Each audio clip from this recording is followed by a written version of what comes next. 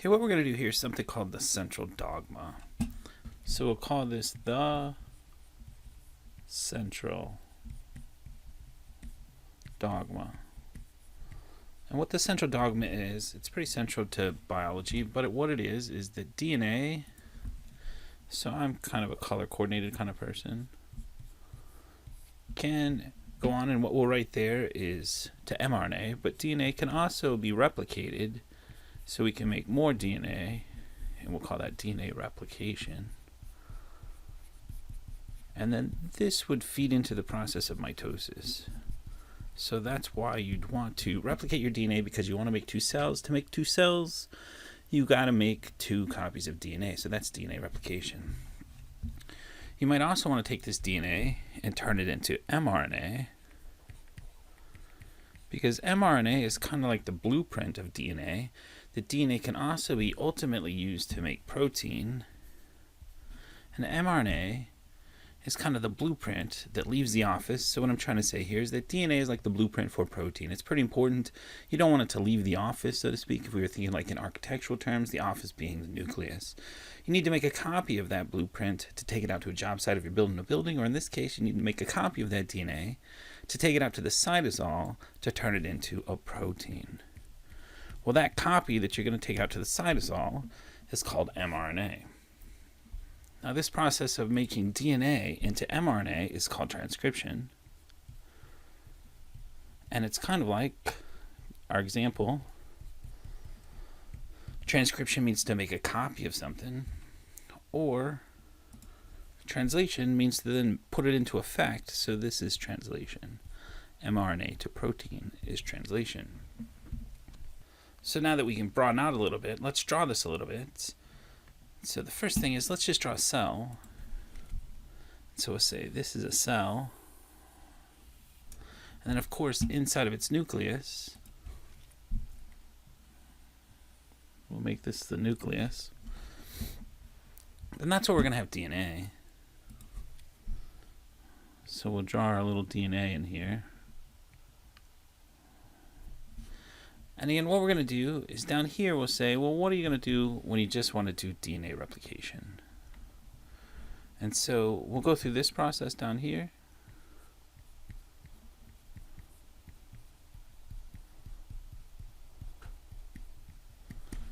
You also might want to make a copy of this DNA.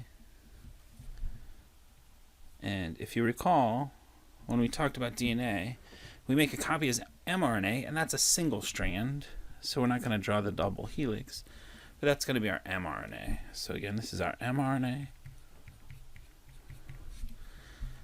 and back here was our DNA, if we go back and write that in. That mRNA has to go through a pore, which I don't think we necessarily need a hole, but we'll just put a little hole in there. Like this is representing nuclear pores.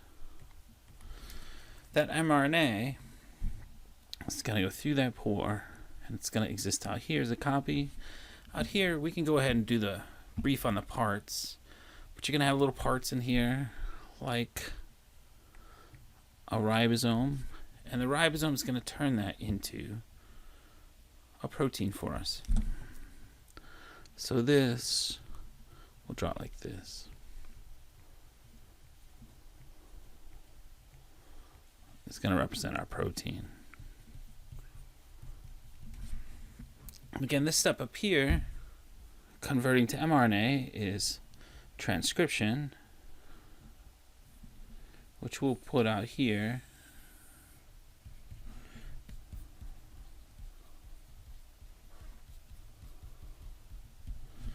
And then we'll have that feed down into, and down here, we'll find the space to describe translation. Now translation is going to take a little bit of space. And translation again is going from mRNA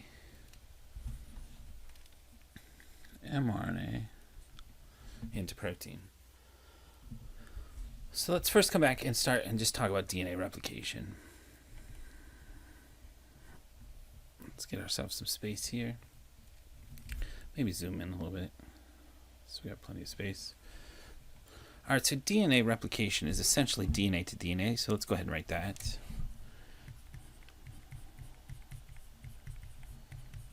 And one of the first things we need to remind ourselves is base pairing. So we could write it this way. We could say one of the things about DNA is it's made of a carbon chain. When we have a long carbon molecule, or a big carbon molecule, we label the carbons as a number. And since DNA is a long strand of these carbon molecules, and each one of those molecules has a 3 carbon and a 5 carbon, we talk about this long strand of carbon molecules as having a 3' end and a 5' end. And since DNA is 2 strands, there's going to be a 5' end, and there's going to be a 5' to 3' end, and a 3' to 5' end. And then just remember base pairing. Remember base pairing, we have adenines, thymines, cytosines, and guanines. And then they're going to base pair. Always A is going to go to T, T is going to go to A, C is going to go to G, and G is going to go to C. That's just how they're always going to base pair. And if you recall back to when we talked about bonding, we said that this in here is a little hydrogen bond that holds those together. So the first thing is, let's draw out a strand of DNA. We'll draw it out kind of like this. And then we're going to open it up into what's called a replication bubble. And I might change the color a little bit. It's not that big of a deal. Just so the other side is a little bit different of a color. And so this area right here, it's not a real important point, but we're going to label it as, this is a replication bubble.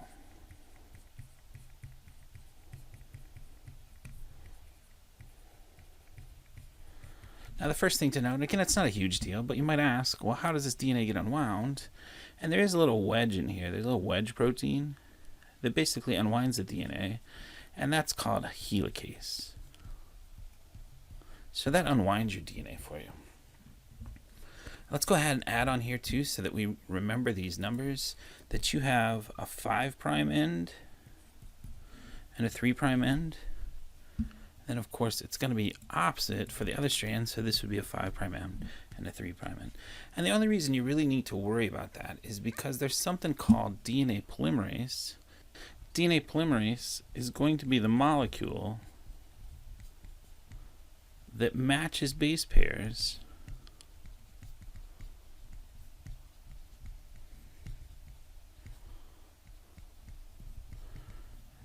to replicate the strand. And there's a key thing about DNA polymerase is it only works from 5' to 3'. What that means is it can only add new bases to the 3' end. Now the thought of why this is because by only having one DNA polymerase, you only have to worry about error proofing one DNA polymerase. So you don't want to have a 5' to 3' polymerase and a 3' to 5' polymerase, because then you've got 2 polymerases to keep from mutating over time and through evolution. The problem with this is, let's say that we have some bases on here. So let's say that this is an A, and this is a T, and this is a C, and this is a G, and this is an A, and this is a T. And that would make this one down here. Again, base pairing, that would be a T, a C, G, a C, a T, and I think that was supposed to be a T, so we'll make that an A. Is DNA polymerase can add and pair really easy to the 3' end.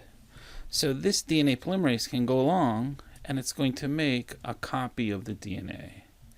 And so then you have a copy of the DNA over here that's going to kind of look like one strand is going to be the original blue, and then the new strand is going to be this new orange. So you've made a copy. Now you see the problem is if you've got to go 5' to 3', how do I go from here all the way to here? Well, I could unwind the DNA completely and then copy the two individually. But that's not very safe, because then your DNA could be coming apart all the time. And so what has to happen, we'll make this DNA polymerase slightly different color, but it's the same thing, is it has to actually jump on the DNA strand once it's opened up and move back this direction. And so it's going to pair here G, C, T, A. But then as we add more base pairs, it cannot go this way. It has to go back this way. So what has to happen is another DNA polymerase jumps on here and goes back in this direction. And so you see now you've got a little strand here and a little strand here. And those little strands are called Okazaki fragments. And then something else has to come along. I don't know, what's a good color for glue? Seems like that's kind of the color of wood glue. So DNA ligase glues Okazaki fragments. And we could be specific here and say on the 3' to 5' strand. Okay, so DNA replication is pretty straightforward. And again, now you're going to have one strand here, and it had to get bound together. Then we have the other strand of DNA. And so now you're ready. If you wanted to go through and remember your steps in mitosis, you could say, well, now we're ready to go through mitosis. So keeping in mind that DNA replication still happens in interphase. But now you've got 2 copies of all your DNA. You're ready to go through mitosis, interphase, prophase, metaphase, anaphase, telophase. And so you'd end up, again, obviously, with a cell here that had this DNA. So let's do it the Adobe Illustrator way and say, let's make another copy of it. Zoom it down. I've got one cell that's got DNA that's ready to go that way. And another cell that's going to get the other copy of the DNA. And again, I'm kind of cheating here and using my Adobe Illustrator to say, well, let's just pull this over here, shrink it down. And you got another cell that's going to get that DNA. So now you've gone through mitosis. Okay, so that's DNA replication. But now let's come over here. Let's do transcription. And first of all, let's just, like we did with DNA, let's clarify that what transcription is we're going to take DNA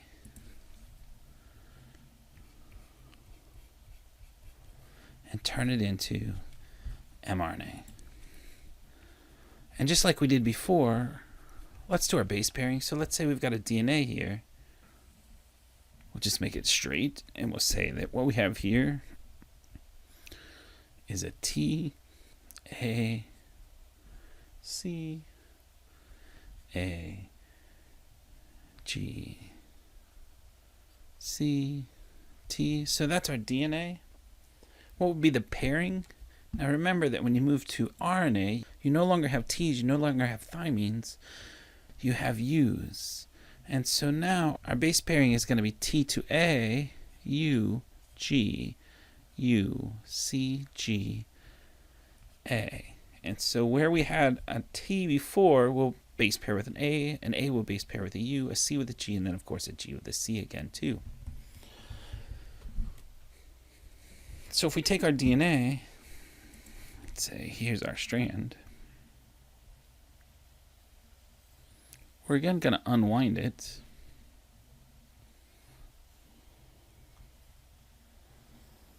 But it's pretty simple when you're making mRNA because you can disregard the side of the DNA that you're not using. All you need to do really is, again, if we have a T, A, C, A, G, C, T, now you have something called RNA polymerase. So this is RNA.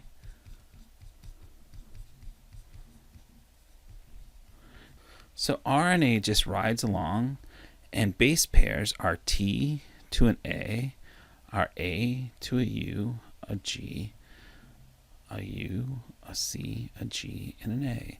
And then this forms the basis, again, of our mRNA. So this is going to be our mRNA. Pretty simple. Let's make sure we have plenty of room here for translation. So let's begin again with just defining what translation is. So translation is, it's going to be our mRNA to protein. And what's that going to look like? That's not too complex. It's just essentially we're going to go with our mRNA, which has an A, U, G, U, C, G, A, and that's going to get translated into amino acids because that's what proteins are. And so that's going to get translated into a methionine. And then that's going to get translated into another amino acid, and that would be a serine. And that would be translated into another amino acid, which is asparagine. So how do we do this? It's a little bit more complex. The first thing is we need 3 types of RNA. Of course, we already have mRNA. We've got another kind of RNA, is called rRNA sometimes. And it's got 2 little parts. And the other way we're going to think about this thing is it's called a ribosome. We have another type of RNA, and that's called T for transfer RNA. And I like to think it also kind of looks like a T because it's a piece of RNA that has bases on it. So for example, it might have a U, an A, and a C on it. And then that's going to carry on it an amino acid. So like a methionine. So how does this work? Let's first draw out a bigger strand of mRNA. And again, that might have A, U, G, U, C. Let's just draw a few of these. A, C, A, G, C. Now what happens first is, and there can be a little bit more detail to this, but technically it has 2 little spots. So it's pretty big, but it's got 2 units. And what the ribosome does, or the RNA does, is it's kind of the matches people up, and it also welds the amino acids together. You also have tRNAs, and tRNAs are going to base pair. And if you wanted to go through and base pair again, it's kind of the same thing, only in this case, if the mRNA is AUG, then the tRNA is going to base pair to that. So normally it would be A to T, but since we're RNA, it's a uracil instead. So this tRNA has its own little base pairs, which are U, A, C. And this tRNA is carrying with it an amino acid. And in this case, the amino acid is methionine.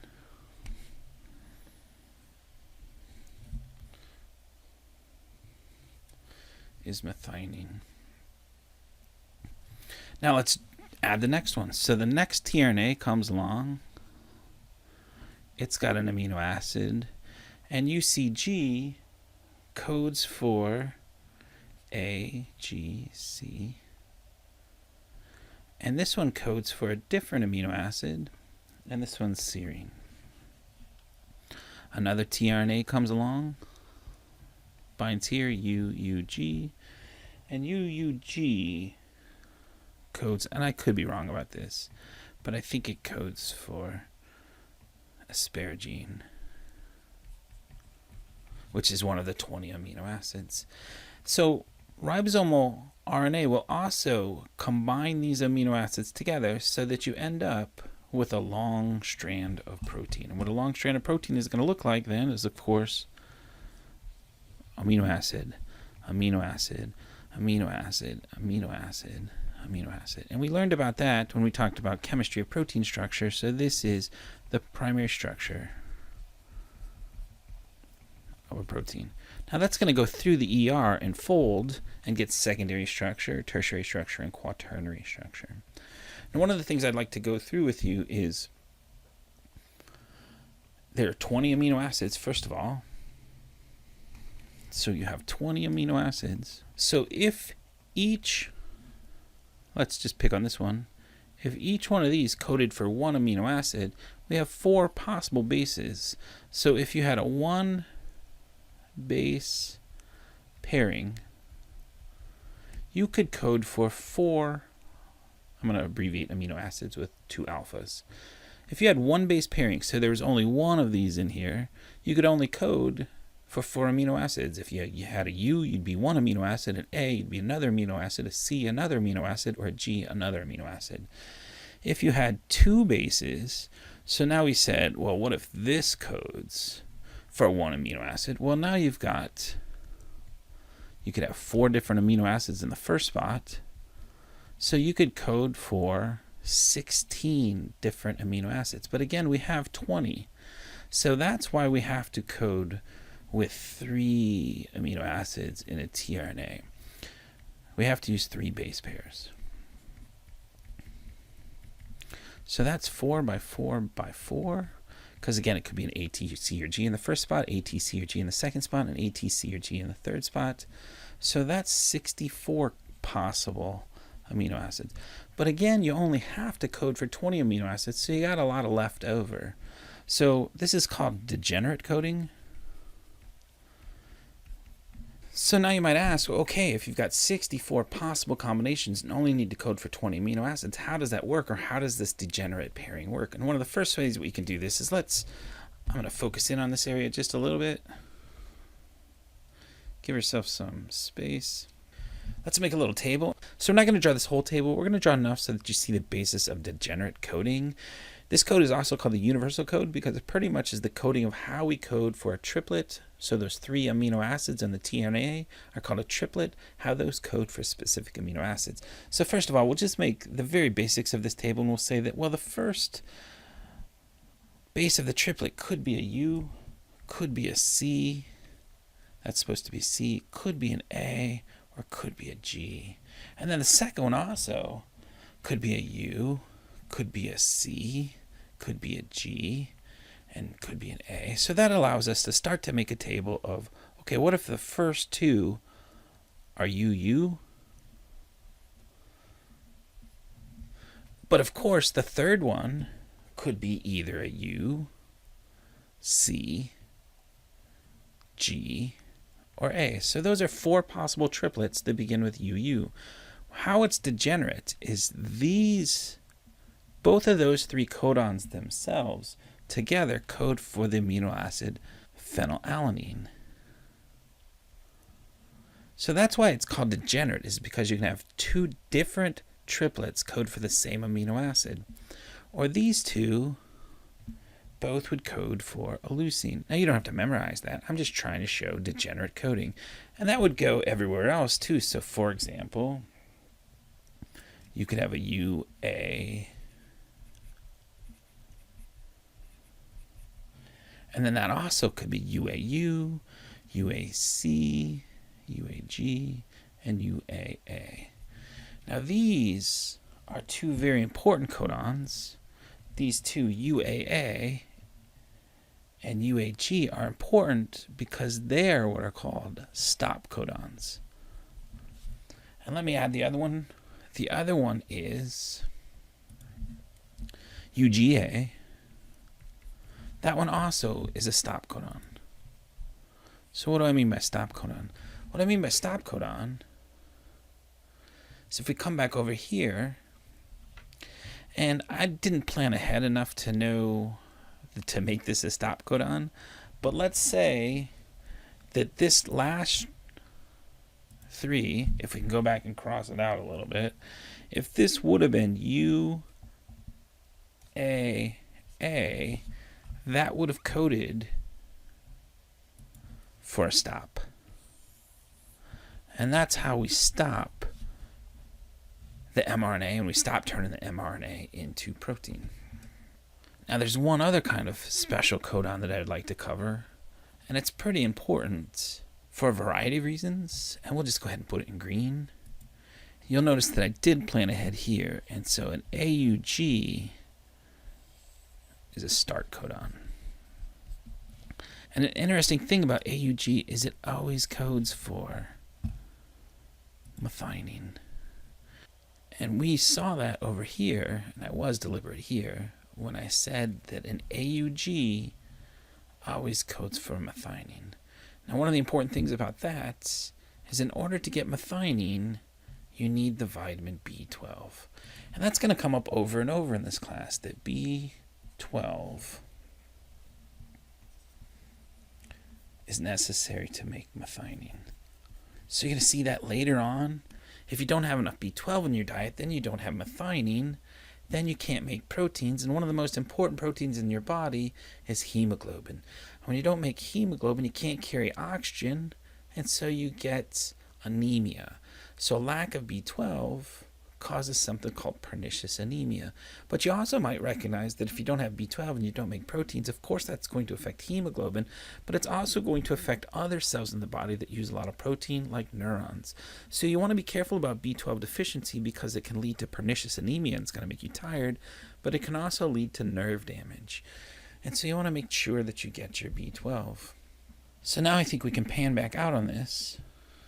And so we've gone through the central dogma, which is taking DNA and replicating it for mitosis, taking DNA and turning it into mRNA in transcription, and then taking that mRNA and turning it into protein in translation. Thank you.